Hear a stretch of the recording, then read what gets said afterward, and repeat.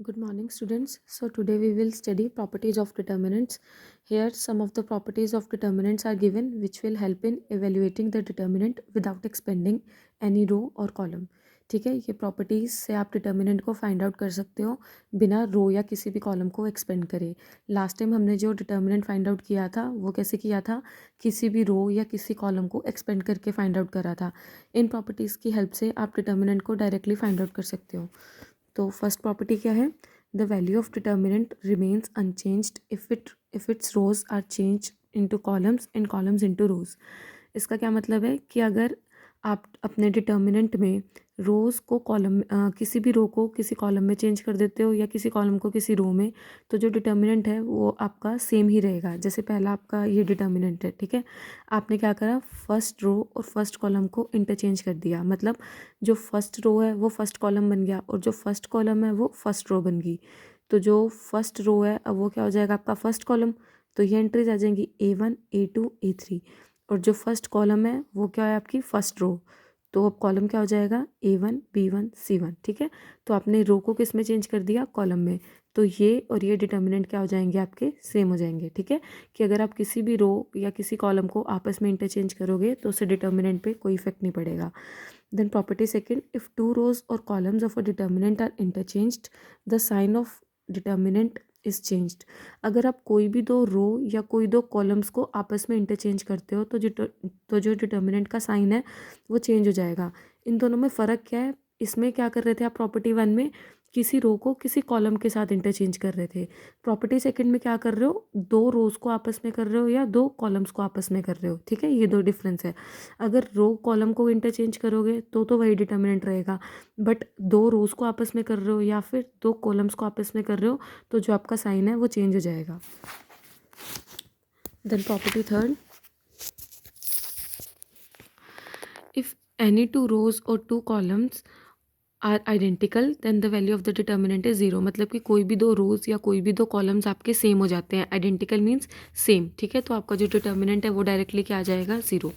Property fourth, if each element in a row और column of a determinant is multiplied by the same factor then the determinant is multiplied by that factor. मतलब कि आप कोई भी रो या फिर कोई भी कॉलम में उसके हर एक एलिमेंट को एक सेम नंबर से मल्टीप्लाई करते हो तो जो आपका डिटर्मिनेंट है वो भी उसी नंबर से मल्टीप्लाई हो जाएगा. जैसे पहले हमने ये डिटर्मिनेंट लिया, अब क्या करा हमने, फर्स्ट रो के हर एक एलिमेंट को किससे मल्टीप्लाई करा, के से मल्टीप्लाई कर दिया. ठीक है, देन जो ये डिटर्मिनेंट आएगा वो क्या होगा, इस डिटर्मिनेंट का के टाइम्स. मतलब कि अगर इस डिटर्मिनेंट की वैल्यू 3 आ रही है और आप फर्स्ट रो के हर एक एलिमेंट को 2 से मल्टीप्लाई कर रहे हो तो ये जो डिटर्मिनेंट है इसका क्या आ जाएगा, 2 × 3. ठीक है, ये लिखा हुआ है के टाइम्स ऑफ ए. ठीक है, जो डिटर्मिनेंट आपका इसका होगा उसका क्या हो जाएगा, के टाइम्स हो जाएगा. देन आपके पास ये नोट है कि डिटर्मिनेंट ऑफ के ए क्या होता है, k raise to the power n determinant of A. जो एन होगा वो क्या होगा आपका, ऑर्डर होगा मैट्रिक्स का. आपको ये ध्यान में रखना है, डिटर्मिनेंट के केस में आप सिर्फ और सिर्फ स्क्वायर मैट्रिक्स ही कंसीडर कर सकते हो. ठीक है, तो अगर आप किसी भी मैट्रिक्स को किसी स्केलर से मल्टीप्लाई करते हो देन उसका डिटर्मिनेंट फाइंड आउट करते हो तो वो क्या आ जाता है, k raise to the power n determinant of A. ठीक है, जहाँ पे एन क्या होगा आपका मैट्रिक्स का ऑर्डर. सेकेंड प्रॉपर्टी क्या है, if A is a scalar matrix of order n that is A equals to k I. A क्या है आपकी, कोई भी स्केलर मैट्रिक्स है. स्केलर मैट्रिक्स कौन सी होती है, जिसमें सभी डायगोनल एंट्रीज क्या होती हैं, सेम होती है. तो आप उसको इस टाइप से लिख सकते हो, ए इक्वल्स टू के इंटू वाई. तो फिर स्केलर मैट्रिक्स का जो डिटर्मिनेंट होगा वो क्या होगा, k raise to the power n, जहाँ पे एन क्या होगा आपका order of matrix. Then third note क्या है, determinant of minus A equals to -1 raise to the power n determinant of ए.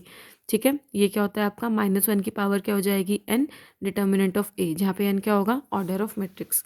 क्रोलरी क्या है, if corresponding elements of any two rows of a determinant are proportional then its value is zero. मतलब कि आप कोई भी दो रोज ले रहे हो या कोई भी दो कॉलम्स ले रहे हो, ठीक है, अगर उनके जो कॉरेस्पॉन्डिंग एलिमेंट्स हैं वो सेम प्रोपोर्शन में है तो जो डिटर्मिनेंट है वो क्या हो जाएगा, ज़ीरो. जैसे यहाँ पे देखो, फर्स्ट रो और थर्ड रो देखो, अब इसके एलिमेंट्स की ना रेशियो निकालो. यहाँ पे देखो A1/K A1, ये क्या हो जाएगा, 1/K. देन दोनों रोज का सेकंड सेकंड एलिमेंट देखो, A2/K A2, A2/K A2, ये भी क्या आ जाएगा 1/k। देन थर्ड एलिमेंट देखो दोनों रोज का A3/k A3, A3/k A3, ये भी क्या आ जाएगा 1:k। मतलब कि दोनों रोज के जो कॉरेस्पॉन्डिंग एलिमेंट्स हैं वो क्या है, सेम प्रोपोर्शन में है, मतलब कि सेम रेशियो में है। तो जो इस डिटर्मिनेंट की वैल्यू है वो क्या आ जाएगी आपकी 0 आ जाएगी।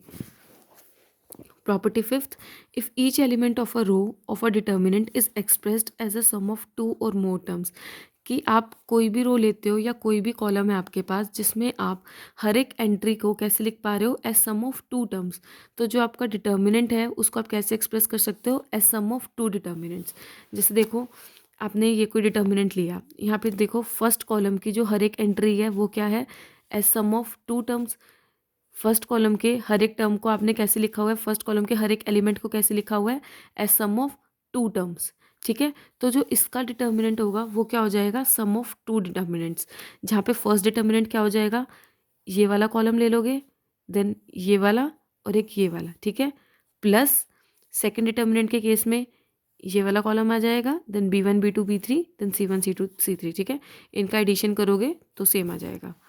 प्रॉपर्टी सिक्स क्या है, the value of determinant is unaltered. Unaltered means what, कि चेंज नहीं होगा आपका। The value of a determinant is unaltered if each element to any row और column be added some multiple k where k is non-zero of the corresponding elements of any other row और column।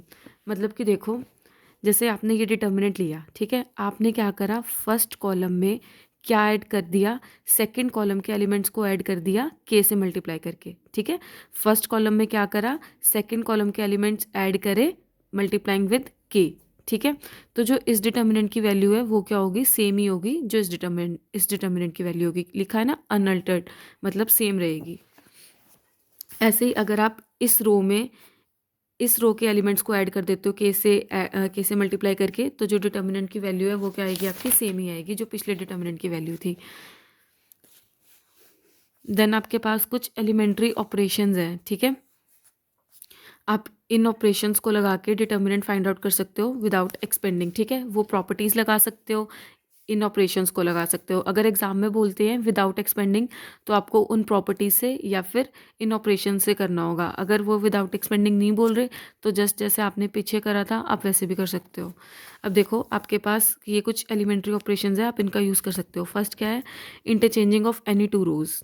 आप कोई भी दो रोज को interchange कर सकते हो। इन ऑपरेशंस को लगाने से ना जो आपका डिटर्मिनेंट है वो चेंज नहीं होगा। ठीक है, इसलिए हम ये ऑपरेशंस लगा सकते हैं। आप कोई भी दो रोज को इंटरचेंज कर सकते हो। आप किसी भी रो को किसी स्केलर से मल्टीप्लाई कर सकते हो। ठीक है, देन थर्ड क्या है कि आप किसी भी रो में किसी दूसरे रो के एलिमेंट्स को ऐड कर सकते हो बाय मल्टीप्लाइंग विद स्केलर के। जैसे देखो इस प्रॉपर्टी का क्या मतलब है, जैसे मैंने एक ही मैट्रिक्स कंसीडर कर ली 1 2 3 4 5 6 7 8 9। ठीक है, मैं एक यहाँ पे ऑपरेशन लगा रही हूँ R1 पे। R1 मीन्स रो, फर्स्ट रो पे क्या, R1 प्लस 2R2। ठीक है, मैंने R1 पे लगाया ऑपरेशन क्या, R1 प्लस 2R2। R1 क्या है फर्स्ट रो, R2 क्या है सेकेंड रो। तो देखो ऑपरेशन किस पे लगा है, फर्स्ट रो पे लगा है ना, तो फर्स्ट रो के एलिमेंट्स चेंज होंगे। सेकंड और थर्ड रो पे कोई ऑपरेशन नहीं है तो सेकंड और थर्ड रो के एलिमेंट्स आपके सेम आ जाएंगे। अब फर्स्ट रो के एलिमेंट्स देखो क्या होंगे, फर्स्ट रो में क्या एलिमेंट्स आपने ऐड करे हैं, सेकंड रो के करे हैं उसको 2 से मल्टीप्लाई करके, तो क्या हो जाएगा देखो 1 प्लस 2 इंटू 4। ठीक है, तो 1 plus 8 equals 9। Same 2 plus 2 into 5, 2 plus 2 into 5, 2 plus 10 12। ऐसे ही 3 plus 2 into 6, 3 plus 2 into 6, 3 plus 12, 12 plus 3 15। ठीक है, ये मतलब है। ऐसे ही आप एडिशन की जगह सब्ट्रैक्शन भी यूज़ कर सकते हो। ज़रूरी नहीं R2 ही लेनी है, कोई और रो भी ले सकते हो। ठीक है, ऐसे ही आप ये तीनों के तीनों जो हमने रिजल्ट्स पढ़े हैं ये आप कॉलम में भी कर सकते हो। मतलब कि दो कॉलम्स को इंटरचेंज कर सकते हो, किसी भी कॉलम के सभी एलिमेंट्स को किसी स्केलर से मल्टीप्लाई कर सकते हो, या इसी टाइप से आप किसी कॉलम में दूसरे कॉलम के एलिमेंट्स को ऐड कर सकते हो by multiplying with any scalar के।